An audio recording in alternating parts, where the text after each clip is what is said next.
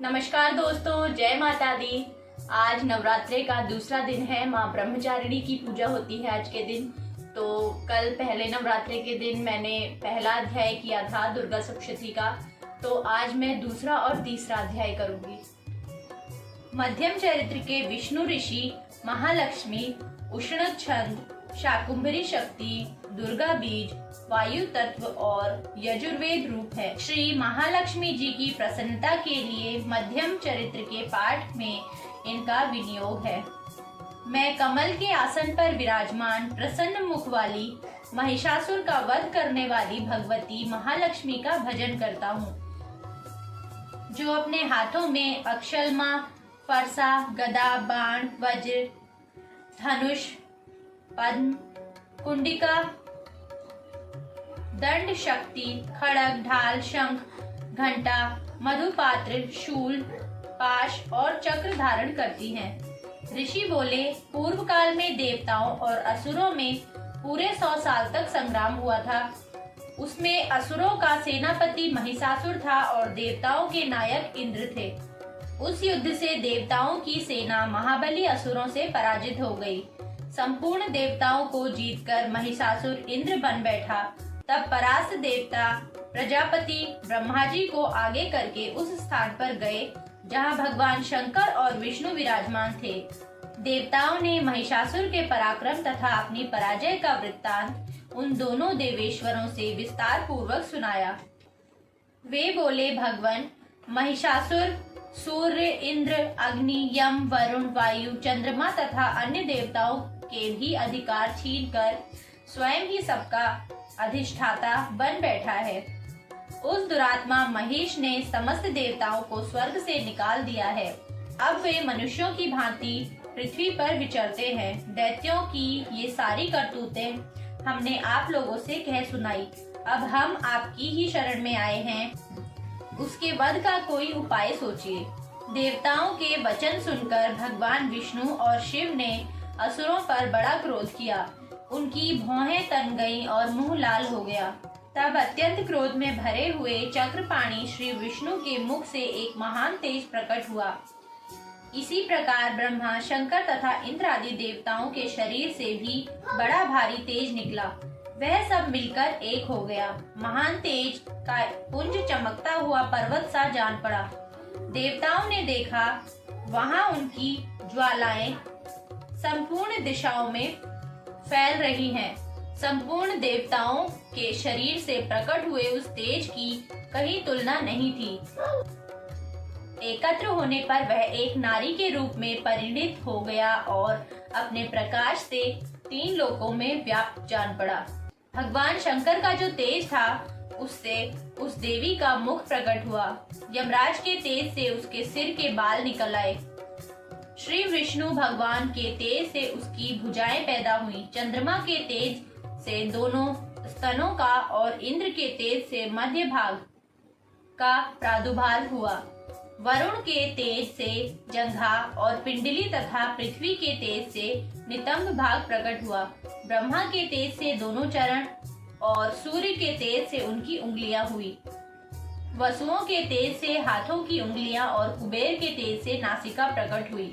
उस देवी के दांत प्रजापति के तेज से और तीनों नेत्र अग्नि के तेज से प्रकट हुए थे। उनकी भौहें संध्या के और कान वायु के तेज से प्रकट हुए थे। इसी प्रकार अन्यान्य देवताओं के तेज से भी उस कल्याणमयी देवी का अभिभार हुआ।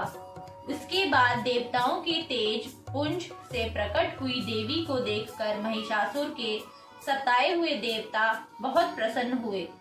पिनाकधारी भगवान शंकर ने अपने शूल से एक शूल निकाला, उन्हें दिया। फिर भगवान विष्णु ने भी चक्र से चक्र उत्पन्न करके भगवती को अर्पण किया।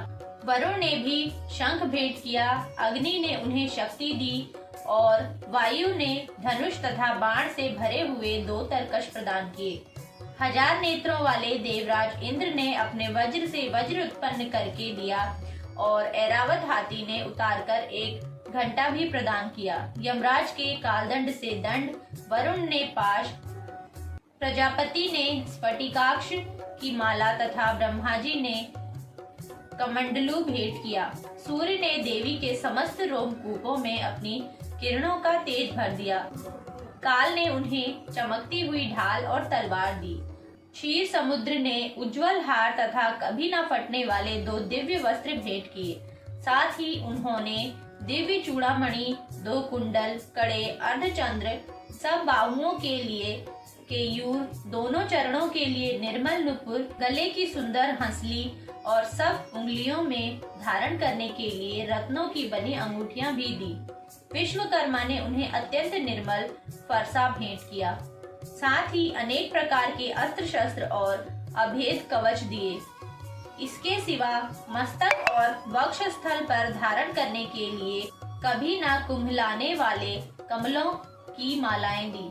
समुद्र ने उन्हें सुंदर कमल का फूल भेंट किया। हिमालय ने सवारी के लिए सिंह तथा भांति भांति के रत्न अर्पित किए। कोषपाल कुबेर ने मधु से भरा पान पत्र दिया तथा संपूर्ण नागों के राजा शेष ने, जो इस पृथ्वी को धारण करते हैं, उन्हें बहुमूल्य मणियों से वशीभूत नागहार भेंट किया। इस प्रकार अन्य देवताओं ने भी आभूषण और अस्त्र शस्त्र देकर देवी का सम्मान किया। तब देवी ने बारंबार अट्टहास पूर्वक उच्च स्वर में गर्जना की। उनके भयंकर नाद से संपूर्ण आकाश गूंज उठा। देवी का वह अत्यंत उच्च स्तर से किया हुआ सिंहनाद कहीं समा न सका। आकाश उनके सामने छोटा प्रतीत होने लगा। उससे बड़े जोर से प्रतिध्वनि हुई, जिससे संपूर्ण विश्व में हलचल मच गई और समुद्र कांप उठा। पृथ्वी डोलने लगी और समस्त पर्वत हिलने लगे। उस समय देवताओं ने अत्यंत प्रसन्नता के साथ सिंह वाहिनी भवानी से कहा, हे देवी, तुम्हारी जय हो। साथ ही महर्षियों ने भक्ति भाव से विनम्र होकर उनका स्तवन किया।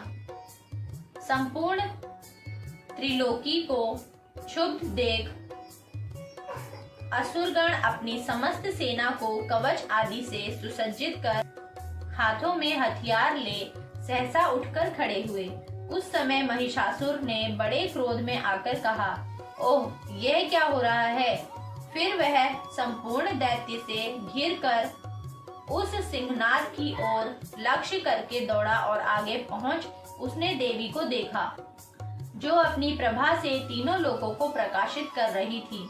उनके चरणों के भार से पृथ्वी दबी जा रही थी। मस्तक के मुकुट से आकाश में रेखा से खींच रही थी तथा वे धनुष की टंकार से 7 पातालों को शुभ किए देती थी। देवी अपनी सहस्त्रों भुजाओं से संपूर्ण दिशाओं को आच्छादित करके खड़ी थी। तदंतर उनके साथ दैत्यों का युद्ध छिड़ गया। नाना प्रकार के अस्त्र शस्त्रों के प्रहारों से संपूर्ण दिशाएं चमकने लगी। चिक्षुर नामक एक असुर महिषासुर का सेना नायक था। वह देवी के साथ युद्ध करने लगा। अन्य दैत्यों की चतुरंगिनी सेना साथ में लेकर चामर भी लड़ने लगा। 60,000 रथियों के साथ आकर उदग्र नामक महादैत्य ने भी लोहा लिया। 1 करोड़ रथियों को साथ लेकर महाहनु नामक दैत्य भी युद्ध करने लगा। तलवार के समान तीखे ओरों वाला असिलोमा नाम का महादैत्य 5 करोड़ रथी सैनिकों सहित युद्ध में आ डटा। 60 लाख रथियों से घिरा हुआ वाशकल नामक दैत्य भी युद्ध में लड़ने लगा। हाथी सवारों और घुड़सवारों के अनेक दलों से घिरा हुआ था। 1 करोड़ रथियों की सेना लेकर युद्ध करने लगा। विडाल नामक असुर 5 अरब हाथियों से घिरकर लोहा लेने लगा।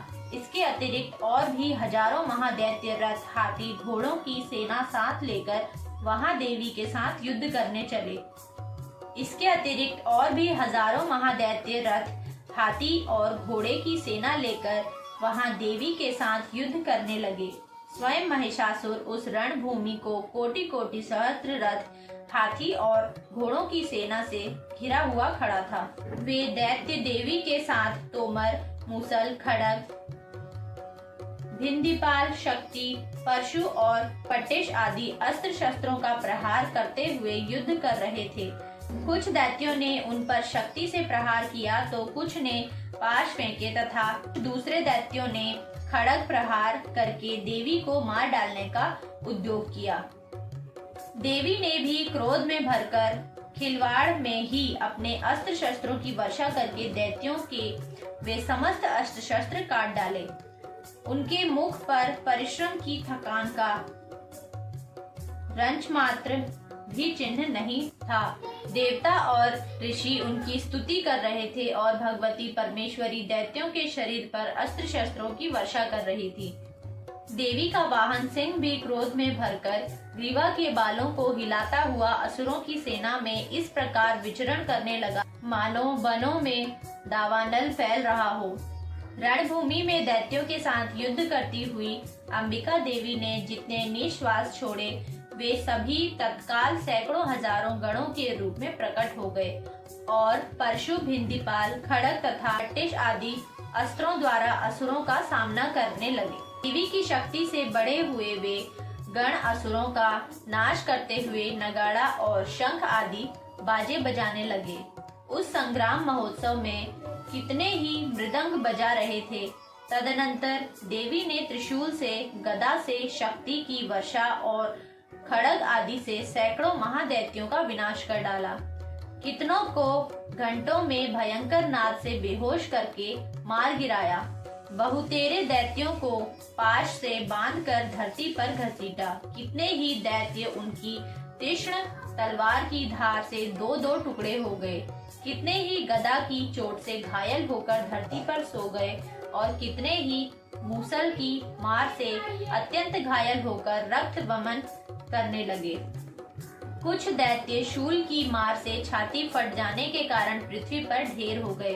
उस युद्ध भूमि में बाण समूह की वर्षा से कितने ही असुरों की कमर टूट गई। बाज की तरह झपट्टा मारने वाले दैत्यगण अपने प्राणों से हाथ धोने लगे। इन्हीं की बाहें छिन्न हो गई, कितनों की गर्दन कट गई। कितने ही दैत्यों के मस्तक कट कट कर गिरने लगे।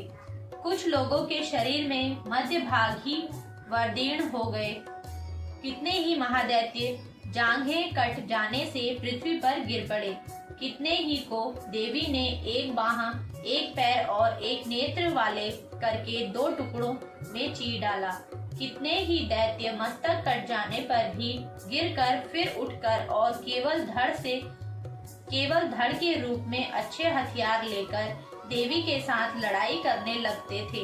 दूसरे धड़ युद्ध के बाजों की लय पर नाचते थे। कितने ही बिना सिर के धड़ हाथों में तलवार, शक्ति और दृष्टि लिए दौड़ते थे तथा दूसरे महादैत्य ठहरो ठहरो यह कहते हुए देवी को युद्ध के लिए ललकारते थे। जहाँ घोर संग्राम हुआ था वहाँ की धरती पर देवी के गिराए हुए रथ, हाथी, घोड़ों और असुरों के शरीर से इतनी अधिक मात्रा में रक्त बहा कि थोड़ी ही देर में वहाँ खून की नदियाँ बहने लगी। जगदम्बा ने असुरों की विशाल सेना को क्षण भर में नष्ट कर दिया। ठीक उसी तरह जैसे तृण और काठ के भारी ढेर को आग कुछ ही क्षणों में भस्म कर देती है और वह सिंह भी गर्दन के बालों को हिला हिलाकर जोर जोर से गर्जना करता हुआ दैत्यों के शरीर से मानो उनके प्राण चुन लेता था, वहां देवी के गणों ने उन महादैत्यों के साथ ऐसा युद्ध किया जिससे देवतागण उन पर आकाश से पुष्प वृष्टि करने लगे और उन सबसे बहुत संतुष्ट हुए। परमेश्वरी, मेरे द्वारा दिन रात सहस्त्रों अपराध होते हैं। यह मेरा दास है, ऐसा समझकर मेरे उन अपराधों को तुम कृपा पूर्वक क्षमा करो। परमेश्वरी, मैं आवाहन नहीं जानता, विसर्जन नहीं जानता तथा पूजा करने का ढंग भी नहीं जानता। क्षमा करो देवी सुरेश्वरी। मैंने जो मंत्रहीन, क्रियाहीन और भक्तिहीन पूजन किया है वह सब आपकी कृपा से पूर्ण हो जगदम्बिके। मैं अपराधी हूँ किंतु तुम्हारी शरण में आया हूँ। इस समय दया का पात्र हूँ, जैसा चाहो करो। देवी परमेश्वरी, अज्ञान से, भूल से अथवा बुद्धि भ्रांत होने के कारण मैंने जो न्यूनता तथा अधिकता कर दी हो वह सब क्षमा करो और प्रसन्न हो। सच्चिदानंद स्वरूपा परमेश्वरी, जगत माता कामेश्वरी, तुम प्रेम पूर्वक मेरी यह पूजा स्वीकार करो और मुझ पर प्रसन्न रहो। जय माता।